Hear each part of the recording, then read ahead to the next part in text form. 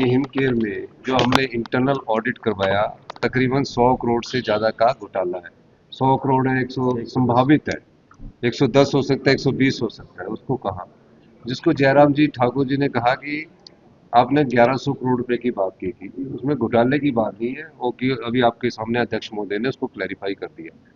दूसरी बात है, वो कह रहे थे कि हिमकेयर योजना को बंद किया जाएगा। हमने कहा हिमकेयर योजना को बंद करने का अभी तो कोई हमने सोचा नहीं है, लेकिन भविष्य में ये सोचा जा सकता है कि आने वाले समय में प्रदेश के 75 लाख लोगों को किस प्रकार से इलाज उपलब्ध करवाया जा सके, ताकि जो 110 करोड़ का जो घोटाला है, वो ऐसे घोटालों से हमें बचाव मिले। इस दृष्टिकोण से मैंने ये बात कही है।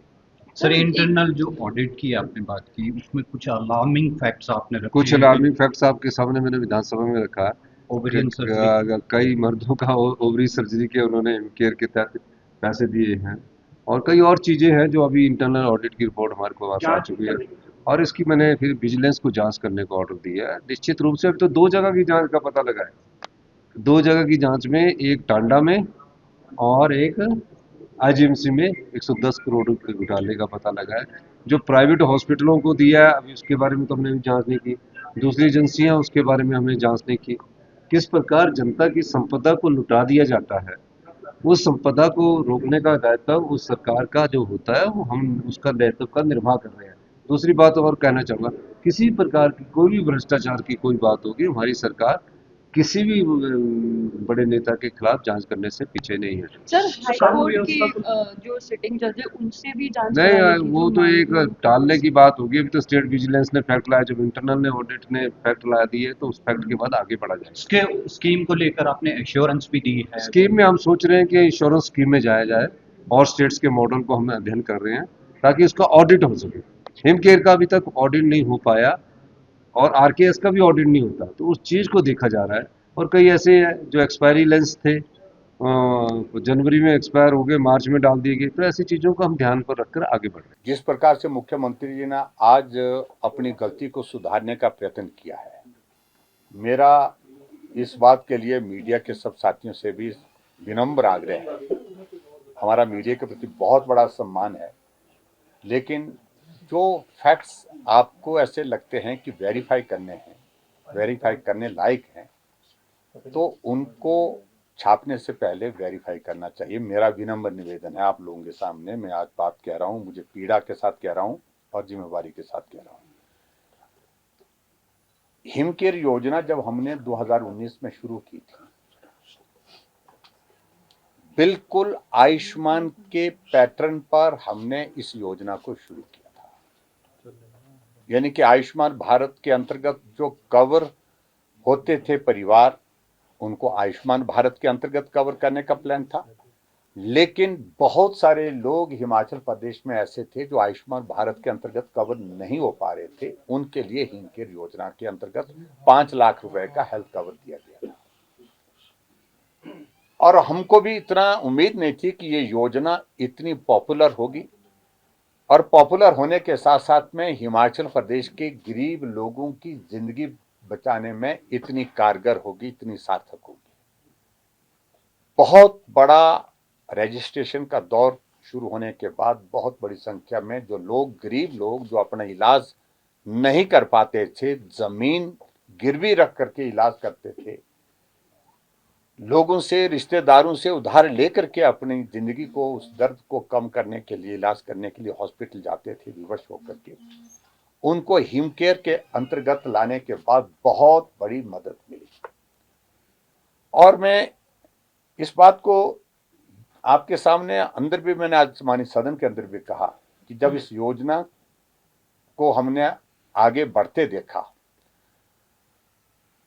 चीफ मिनिस्टर काउंसिल की मीटिंग में भी मुझे पूरे देश के मुख्यमंत्री के सामने हिमकेयर पर अपना व्यू पॉइंट रखने का मौका मिला, जहां मैंने अपनी बात कही, जिसमें बहुत सारे राज्यों ने हिमकेयर के आधार पर, इस पैटर्न पर अपने अपने राज्यों में योजना चलाई स्वास्थ्य के डिपार्टमेंट में।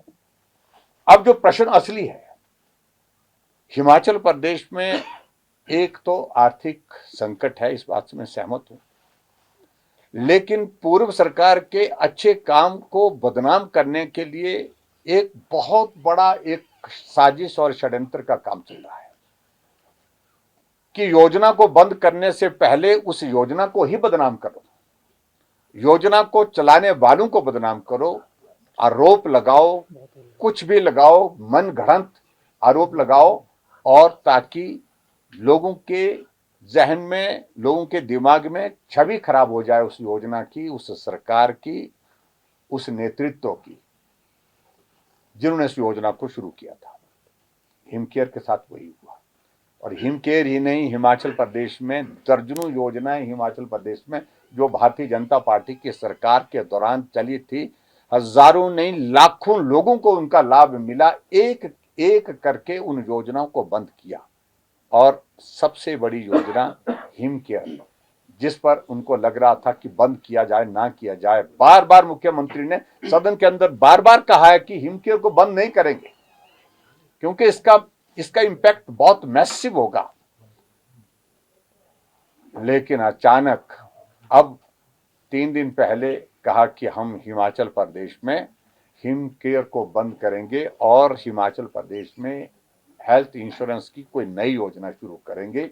और हिमकेयर को बंद करने का कारण ये बताया कि इसमें 1100, पहले कहा 100 करोड़ का घोटाला, फिर उसके बाद अगली बार खड़े होकर के कहा कि 1100 करोड़ रुपए का घोटाला हुआ है।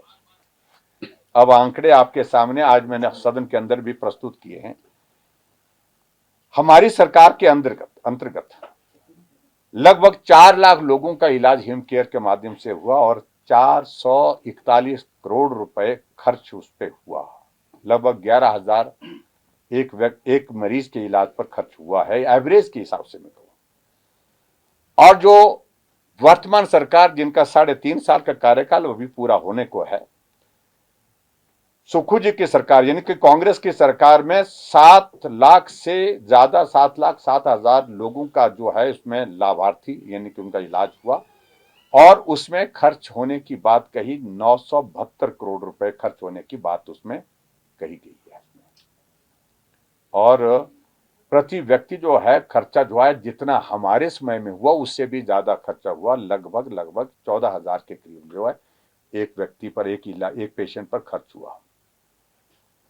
और जब भुगतान की बात आई, वर्तमान सरकार में जो भुगतान हुआ है 450 करोड़ रुपए के लगभग भुगतान हुआ है। और लगभग इतनी ही राशि 450 करोड़ के लगभग जो है अभी तक जो है पेंडेंसी खड़ी है, जो हिमकेयर की पेंडेंसी खड़ी है, जो अभी तक पेमेंट उसकी होनी बाकी है।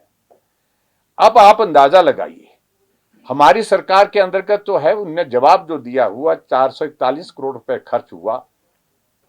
और उसमें भी कह रहे हैं कि लगभग थोड़ा पैसा अभी तक जो है पेंडेंसी के रूप में रहा, लेकिन 441 करोड़ रुपए खर्च हुआ। तो 1100 करोड़ रुपए का घोटाला कैसे हुआ? इसलिए मैं कह रहा हूं कि जो अखबारों में छपा, मीडिया में पब्लिश हुआ, मीडिया में, सोशल मीडिया में चला, वो ये चला कि 1100 करोड़ रुपए का घोटाला हिमकेयर के अंतर्गत हुआ। मैं समझता हूं कि बहुत ही दुर्भाग्यपूर्ण, मीडिया में इस प्रकार से ये तथ्य इस प्रकार से नहीं जाने चाहिए थे। मुख्यमंत्री भले बोले, लेकिन उसके बावजूद ये आरोप के रूप में आप बात कहते तो भी बात आती, लेकिन आपके मीडिया के माध्यम से भी ये खबर जो है इस प्रकार से थोड़ी गलत उठी है, जिसके कारण मुझे ऐतराज है व्यक्तिगत रूप से, और हमारे साथियों को भी ऐतराज है। अब आप अंदाजा लगाइए, हिमकेयर की जो मीटिंग हुई इस सारे इसको लेकर, जो फाइनेंस सेक्रेटरी की अध्यक्षता में, जिसमें ये उन्होंने असेस किया कि लगभग 200 करोड़ जो है लगभग प्रति वर्ष खर्चा हिमकेयर पर हो रहा है। और 200 करोड़ रुपए खर्च हो रहा है, तो उसी कारण से जो है हमारा खर्चा जो है लगभग जो है वो 450 करोड़ यानी कि 440 करोड़ रुपए खर्च हुआ जब हमने स्कीम को शुरू करने, क्योंकि बीच में कोविड का दौर रहा। कोविड में हॉस्पिटल बहुत ज्यादा लंबे समय तक बंद भी रहे, जिसके कारण थोड़ा हॉस्पिटल में जो है पेशेंट की स्ट्रेंथ जो है वो कम हुई, उसके कारण थोड़ा कम भी आया होगा। लेकिन कुल मिलाकर के 200 का एवरेज लगाया था एक फाइनेंशियल ईयर में, लेकिन 3 साल में सुक्खू जी की सरकार ने खर्च किया जो इस पर जो है वो 972 करोड़ रुपए, जो होना चाहिए था 600 करोड़ के लगभग, 600 करोड़ के लगभग होना चाहिए था 972 करोड़ रुपए।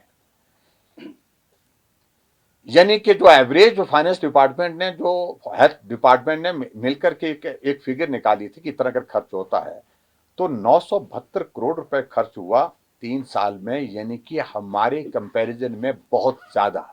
क्या मुख्यमंत्री जी इसकी भी जांच करेंगे जो उनके कार्यकाल में पैसा खर्च हुआ? यह भी एक प्रश्न खड़ा होता है। आपके राज्य की खबरें, आपके शहर की खबरें सबसे पहले जानने के लिए देखते रहें अमर उजाला। चैनल को सब्सक्राइब जरूर कर लें और पाएं हर अपडेट।